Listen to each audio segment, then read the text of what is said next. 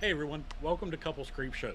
I'm Dizzy, and this is my wonderful, amazing, incredible wife, Mojo.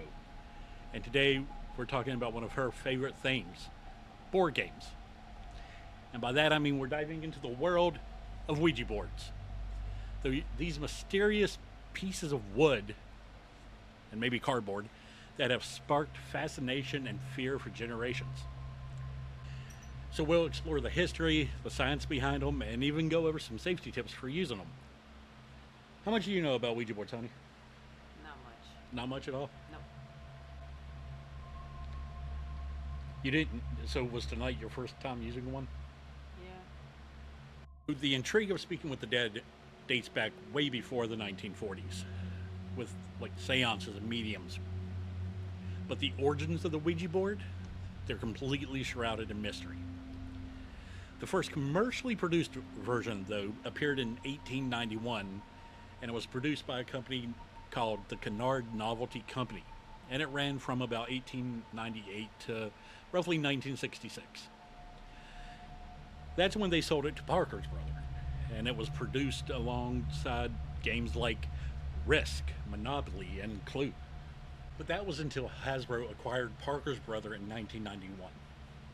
Long time ago. Long time ago. Yep.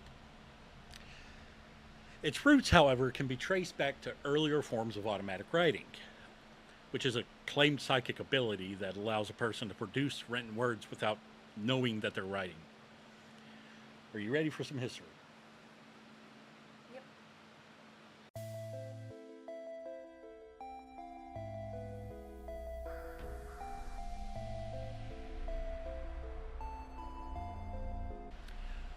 One of the earliest mentions of this method was found in China around 1100 AD. It was found in historical documents from the Song dynasty, but it was known as Fuji or planchette writing, and it was an alleged means of necromancy and communion with the spirit world. But this version, not necessarily the same design, but this version of the Ouija board originally was marketed as a parlor game. Basically, you'd buy one, set it up in your living room, and invite your neighbors over. It quickly gained popularity, becoming a staple across homes in America. It was even embraced by spiritualists who believed that it could be used to communicate with the dead.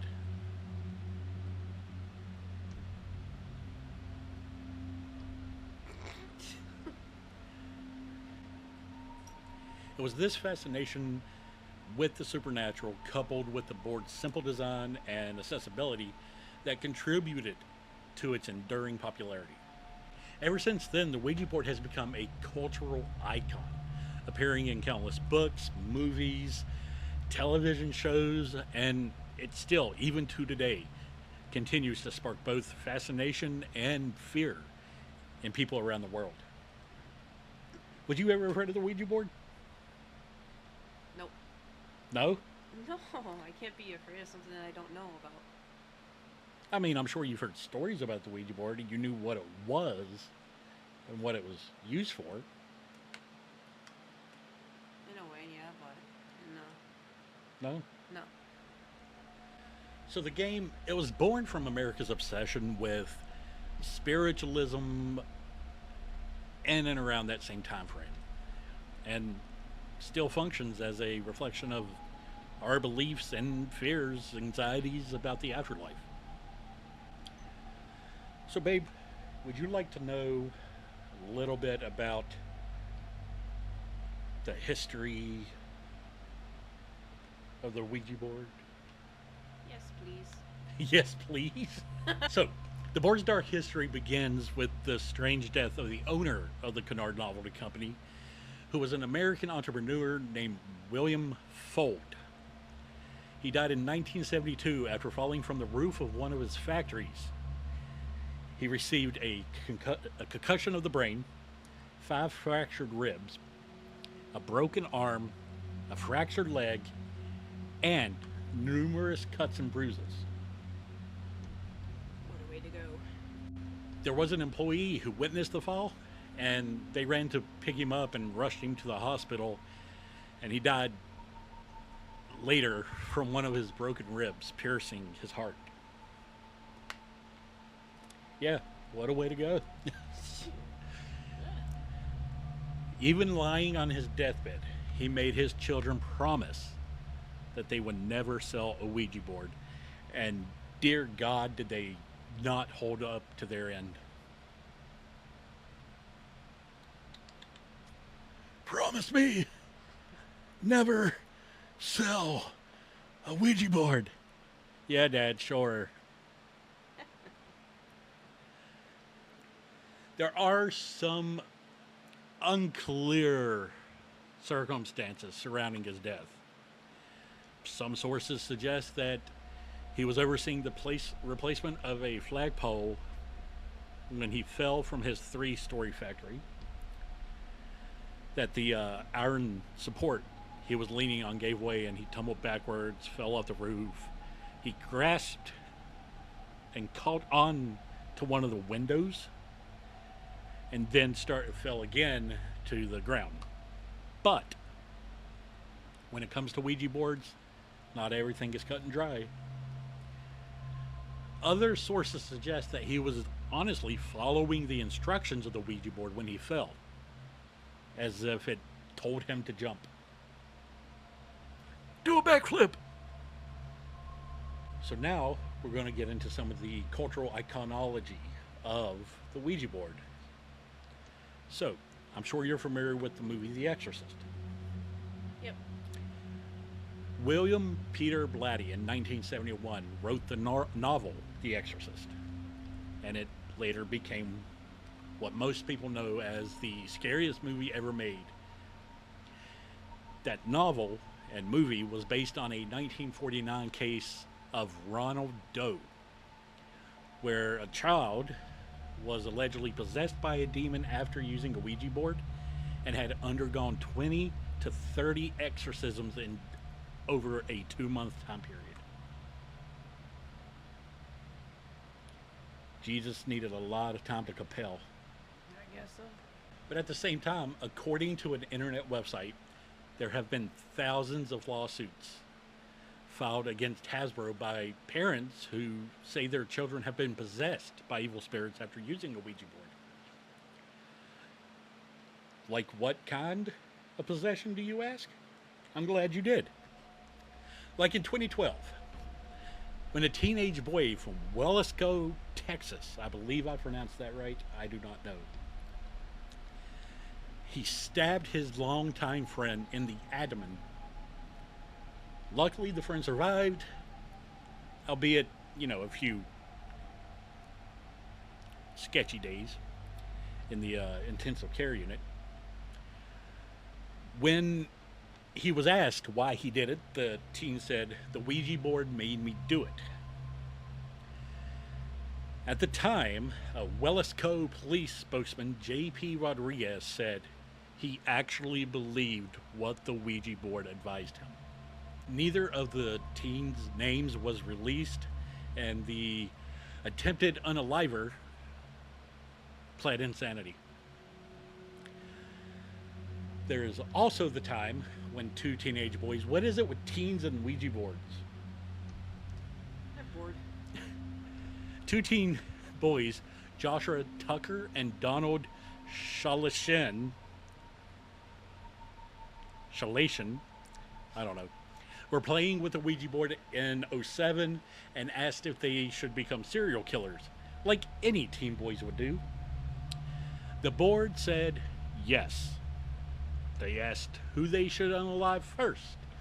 The board replied, "Mom, she took your PlayStation." It didn't say that, all it said was Mom. And that's precisely what they did. They unalived Donald's mother and also his 13-year-old sister, Elizabeth. The teens, they tried to flee. They were later arrested and convicted of murder. Babe, are you ready for a lot of word salad? What is that?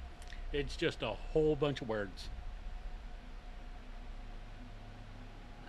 I hope so, because we're doing it.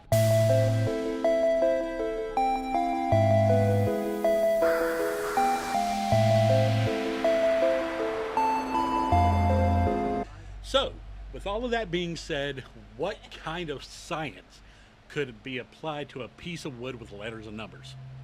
Again, I'm glad you asked. While the Ouija board has been associated with the supernatural, the science behind it is actually very simple. The ideomotor effect is a key factor of how the Ouija board works.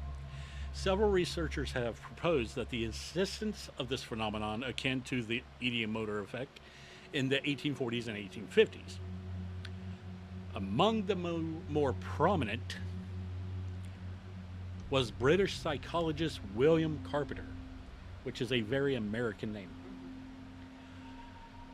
He wrote a paper entitled it On the Influence of Suggestion in Modifying and Directing Muscular Movement Independently of Volition.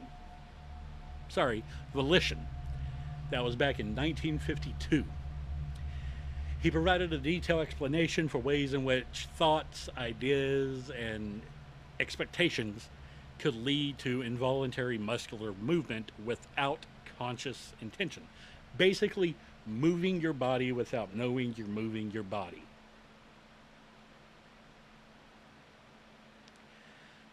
So, in bigger words, it explains how our subconscious minds can unconsciously move our bodies even when we think we're not in control. This phenomenon was also first described in the 19th century by American philosopher and psychologist William James. In his paper, The Principles of Psychology, he proposed that just thinking about an action is significant to trigger a physical execution of that action. So, it's kind of like me and talking with my hands.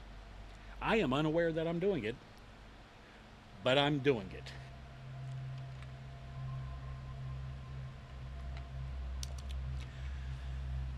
Even if the movement is very subtle or unconscious and highlights the intricate connection between our conscious and subconscious minds.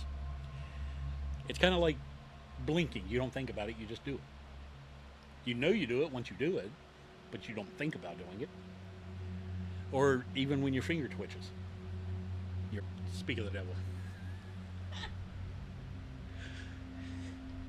So, in the case of the we're aware that the combined subconscious movements of the participant can guide the planchette across the board. And it's this unconscious movement amplified by the shared focus and expectations of the participant. It can create the sense of agency and even lead to seemingly supernatural results. However, Wait. Sense of urgency? agency.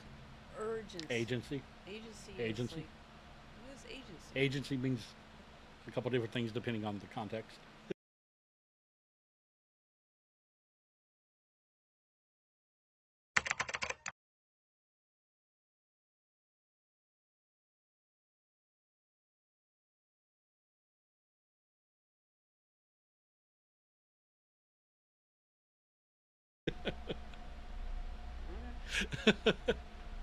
It's important to note that the ideomotor effect doesn't fully explain all of the Ouija board experiences. Like some people, they feel this external force is guiding them and the planchette, while others experience emotional or even a physical reaction to their sessions. And while these experiences may be attributed to a psychological factor, like suggestion and expectation, it also raises the question about the potential for the Ouija board to actually tap into something beyond the purely physical. Also, the placebo effect.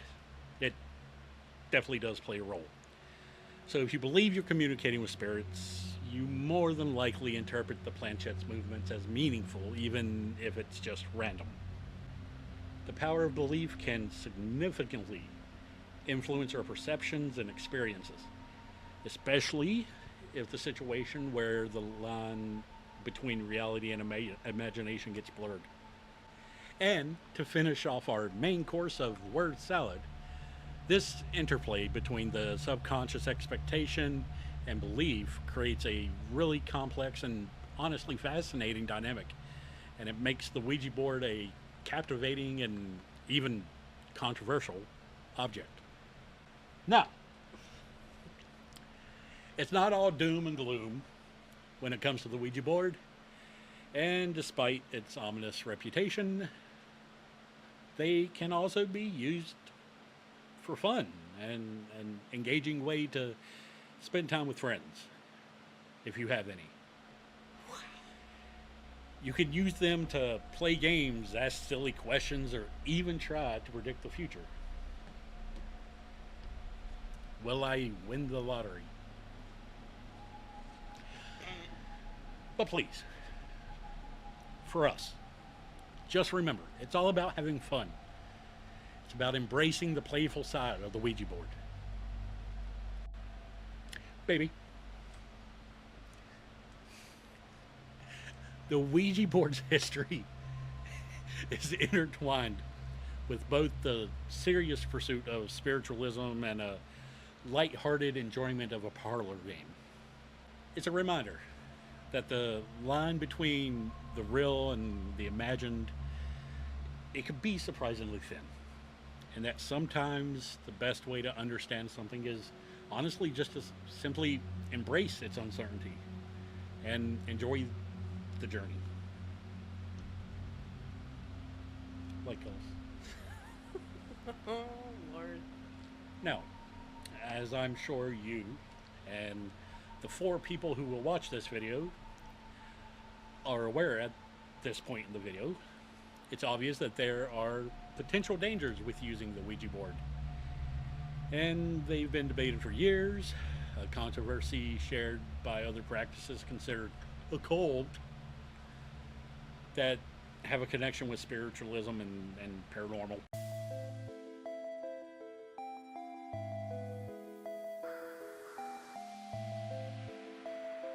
Religious views, paranormal beliefs, and skepticism.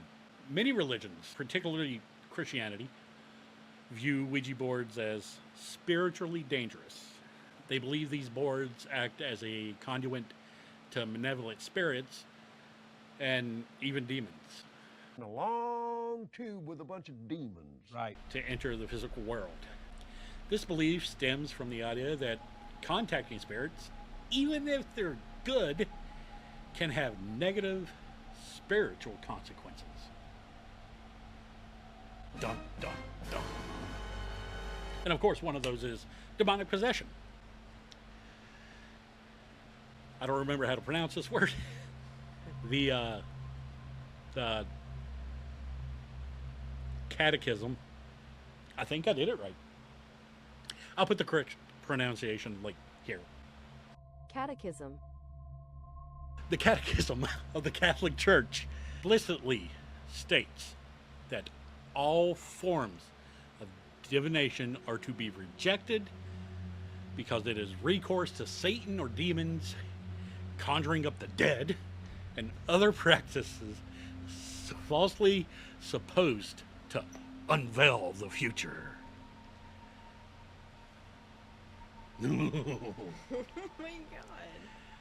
Which also includes consulting your horoscope so your moon rising dog word down ass bleaching is against the Catholic Church, astrology, palm readings, and even seeking the guidance of mediums. You got to do those larges.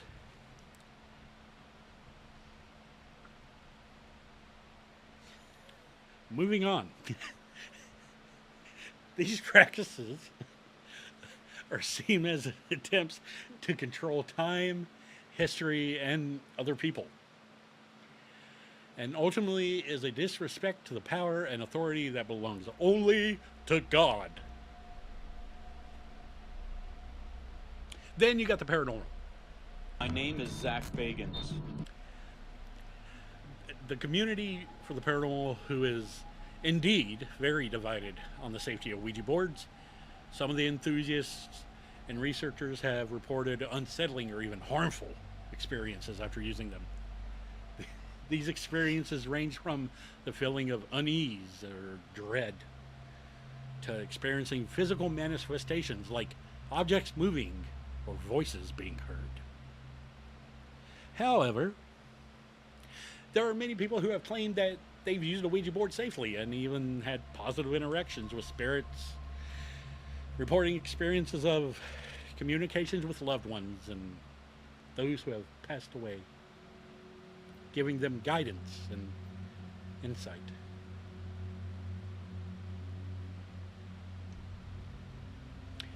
Where was I? But I just want you to know that regardless of your beliefs, Jesus, fix it. regardless of your beliefs, if you choose to use a Ouija board, it's completely up to you. And be sure to be safe about it. Some experts have recommended avoiding using the boards alone. This could make you more vulnerable to negative influences, just like being on TikTok. 3, 2, 1, sing! Eating animals is wrong, McDonald's. Hurting animals is wrong, McDonald's. This could make you more vulnerable to negative influences, just like being on TikTok. Others suggest cleansing the area before and after. It'll help clear any lingering energies. It's like spraying Febreze after Taco Bell. Ooh, Lord. It's also important to set clear boundaries. Just like any toxic relationship, your intentions need to be known before using it.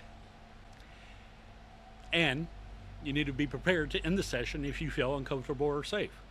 Again, just like any toxic relationship. What the hell? Don't worry. We're going to discuss specific safety measures a little bit later. Skepticism. The last of the views are skeptics. They argue that the perceived dangers of the Ouija board are rooted in psychology rather than the supernatural, even if they don't know it. They suggest that the ideomotor effect, the one where participants unconsciously make subtle movements, is responsible for the apparent communications with spirits. I feel like you just thought people were doing it for fun of it. Yep. There's another reason now. Yeah, well. Yeah, well, what? I'll wait. I still don't believe it works. So in other words, this means that the movements of the planchette, or, the pointer used on a Ouija board, they're not guided by spirits, but by the subconscious actions of the participant. Although in this view, the dangers lie in the physiological impact of the individual involved, not in the actual spiritual oppression or influence. And a heightened willingness to interpret ambiguous events as evidence of the supernatural activity. This, however, can lead to anxiety, fear, and even paranoia, especially if the individuals are already predisposed with that feeling. Meaning if they already have anxiety, fear, and even depression. It is always wise to familiarize yourself with the rules of the Ouija board before using one. It's like when you start a new job. You want to remember the rules so that OSHA doesn't show up and shut your ass down. And when you approach the experience, you got to do it in a healthy dose of skepticism. So believe it or not, as I've kind of hinted at, there are several ways to be safe while using a Ouija board. They are generally safe. But it's important to be aware of the potential for negative experiences. Like I said earlier, some people may experience anxiety, fear, even the feeling of being haunted after using a Ouija board. So, here's the moment you've all been waiting for. The tips to using a Hasbro Ouija board safely.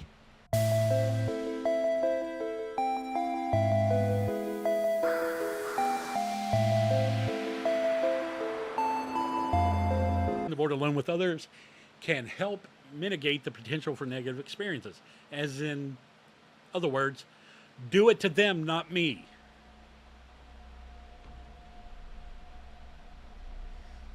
You got to set clear intentions. Before using the Ouija board, clearly state your intentions and what you hope to achieve. It can help focus the energy of the session and prevent unwanted entities from interfering. Have safe words.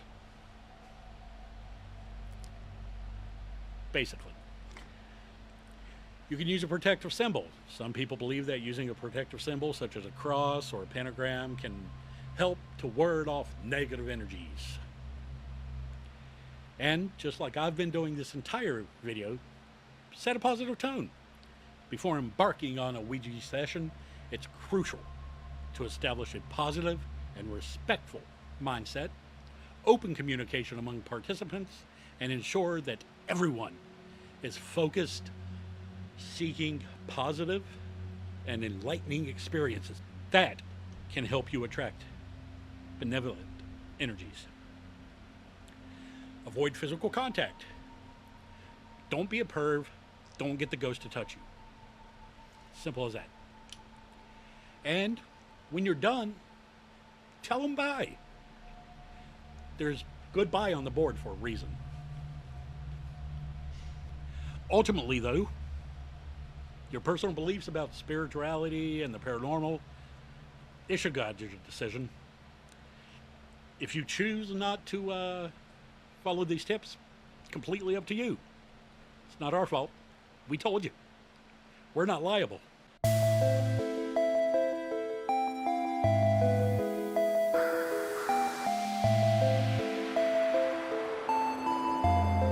So baby, in conclusion,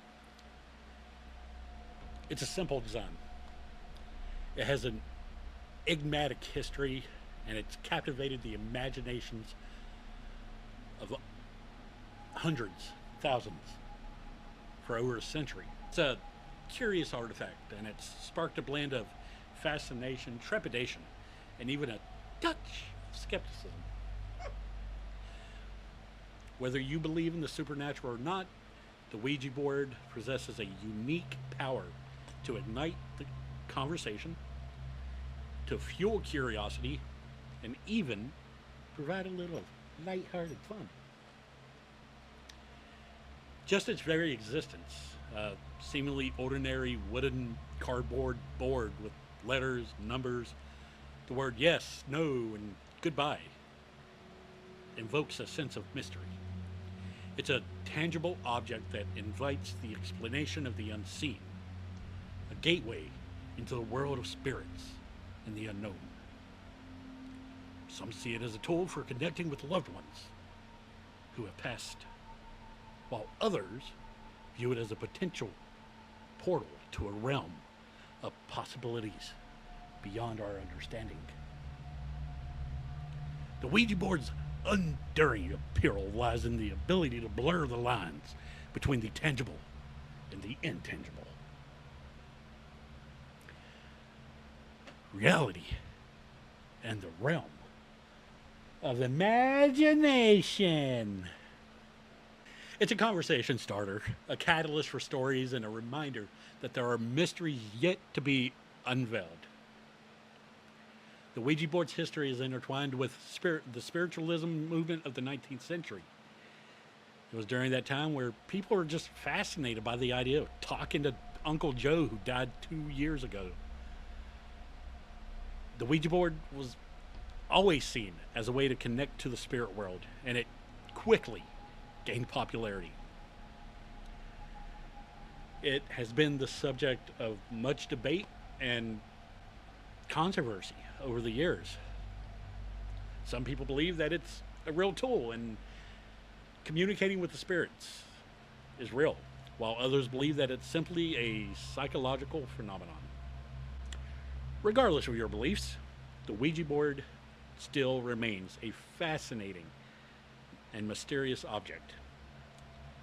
It continues to spark curiosity and debate, and it is likely to remain a part of our culture for many years to come. Anything you'd like to say?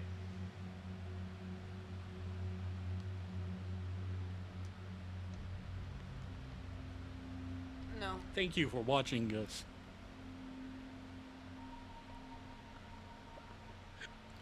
We'd like to thank you all for joining us on this journey into the world of Ouija boards. We'd love to hear your thoughts on them. Have you used them? Do you believe in ghosts? Share your experience and opinions in the comments below. You want to point down there? Yeah. I Yeah. am, bro. And don't forget, like, subscribe, and hit that notification bell so that when we post more weird and intriguing videos, you are the first to know about it. We're going to go talk to some ghosties, and we'll see you in the next nightmare.